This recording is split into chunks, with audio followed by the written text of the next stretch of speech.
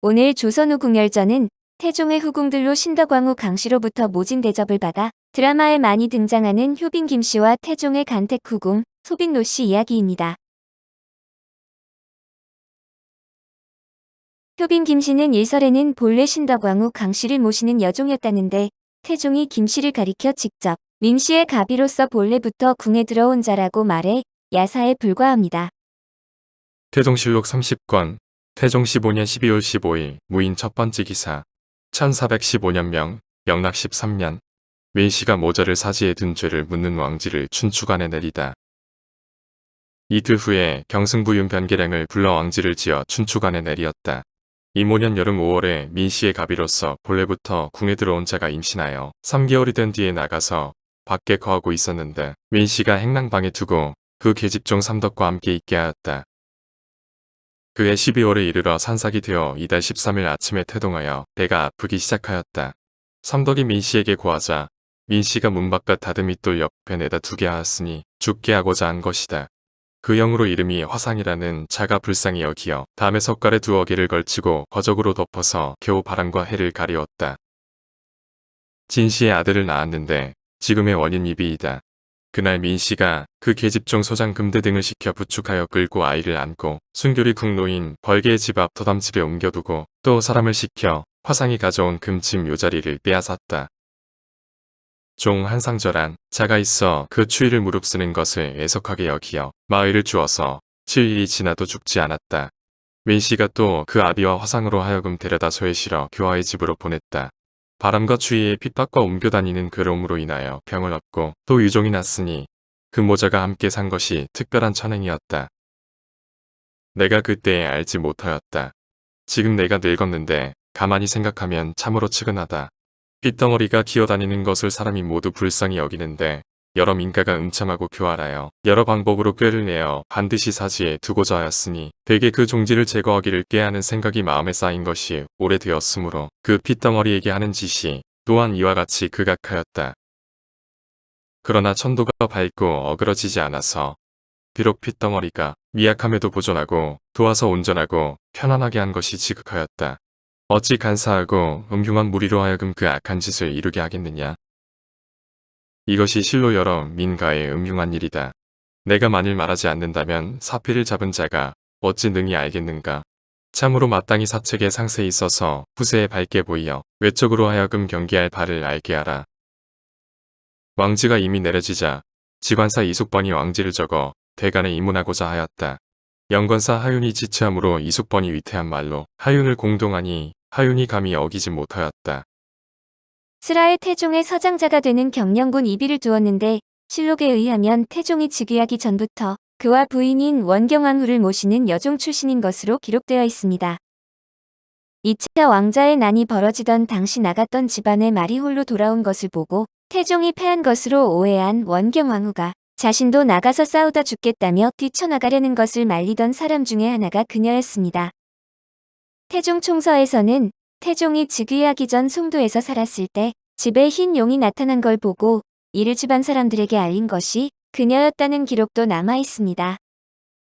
시간이 지나 태종 15년 1415년 겨울 태종 이방원이 처가인 민씨 일가를 처리하던 과정 중에 정실 원경왕후 민씨의 지나친 투기를 비난하며 그녀의 출신과 경령군의 탄생 배경에 대해서 언급하였습니다.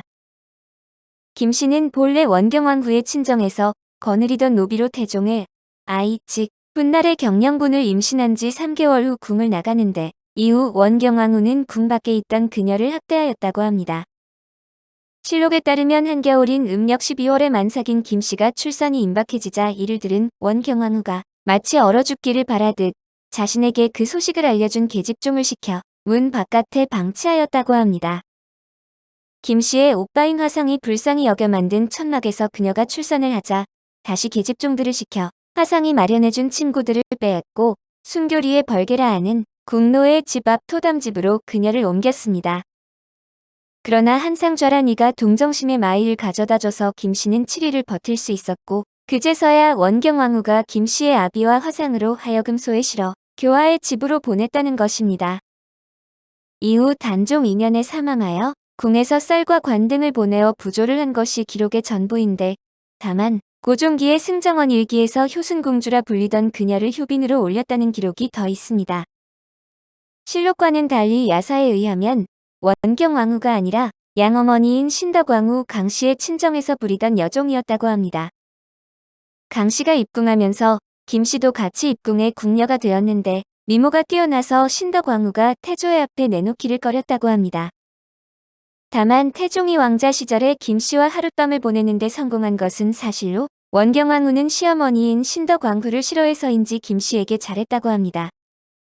즉 태종은 아내를 음해하기 위해 김씨의 출신에서부터 얼어 죽이려 했다는 사실 등을 모두 지어낸 셈인데 민무고 민무질 사형제 등 외척 세력을 한참 때려잡던 때라 적절한 구실이 필요했던 것입니다.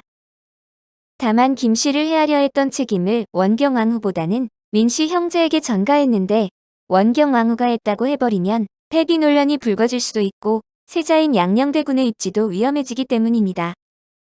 진실일 가능성도 배제할 수 없는데 실록의 즉위 초부터 태종이 다른 여인에게 승은을 내린 것을 알고 원경왕후가 여인을 데려다 꾸중했다고 태종이 중궁 전의 궁인들을 전부 교체했다는 기록이 있습니다.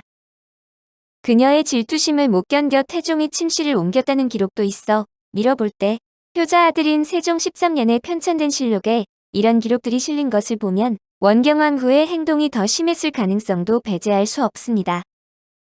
그렇다면 이런 정도의 사건을 왜 13년의 시간이 지난 뒤에야 끄집어냈냐고 생각이 들 수 있는데 이에 대해선 나중에 알았거나 민씨 가문 제거를 위해서였을 수도 있습니다. 그러나 경영군이 태어난 시기인 1402년을 통해 추측해보면 당시는 조사의의 난이 벌어지고 있어 태종이 그 사건에 집중하고 있던 시기였기 때문으로 추측해볼 수 있습니다. 설령 알게 되었어도 태종으로선 어쩔 수 없었을 것이 조사의의 난만 해도 초유의 사건인데 겨우 마무리가 된 상황에서 왕실에 또 다른 갈등이 생길 수 있는 사건을 들추는 게 쉽지 않았을 것입니다. KBS 용의 눈물에서는 김혜리가 연기를 했는데 이름은 김덕실로 기록에 따라 원경왕후의 몸종 출신으로 온갖 갈굼과 박해 속에서도 살아남아 비내 지위에 오릅니다. KBS 대왕 세종에서는 김성령이 연기를 했는데 용의 눈물과 달리 상당한 야망을 갖고 아들을 세자로 만들기 위해 고군분투하지만 당연히 전형적인 역사 왜곡입니다. KBS 태종 이방원에서는 이주은이 연기했는데 처음에는 이름이 공개되지 않은 여종으로 음식 솜씨가 좋다며 원경왕후의 모친 솜씨의 추천으로 원경왕후와 함께 입궁하는 모습으로 등장했습니다. 태종의 간택후궁, 소빈 노씨. 태종의 간택후궁으로 아버지는 밀직제약을 지낸 노구산이며 어머니는 우의정을 지낸 최렴의 딸로 따라서 정의왕후의 어머니인 흥령부 대부인과는 이중사촌 사이가 됩니다. 고려의 제32대 왕 우왕의 제3비인 의비 노씨가 그녀의 고모가 되는데 태종 11년인 1411년 10월 명빈 김씨, 숙공공주와 함께 간택되어 그해 11월 소희공주로 봉작되었습니다. 태종실록 22권 태종 11년 11월 20일 정축 첫 번째 기사 1411년 명 영락 9년 김씨를 명빈으로 노씨를 소혜공주로 김씨를 숙공공주로 책봉하다. 김씨를 봉하여 명비를 삼고 노씨는 소혜공주를 김씨는 숙공공주를 삼았다. 임금이 김구덕에게 벼슬을 제수하고자 하여 기신사 김여지 등에게 이르기를 판각이나 근시의 벼슬은 빈의 아비로 시킬 수 없을까? 하니 대답했다. 전례로는 마땅히 군을 봉하여야 합니다. 임금이 말하였다. 옛적에 한나라에서 유씨가 아니면 왕이 되지 못하였으니 이것이 비록 사정은 다르나 군을 봉할 수 없고 또 후세 예로 삼으면 불가하다.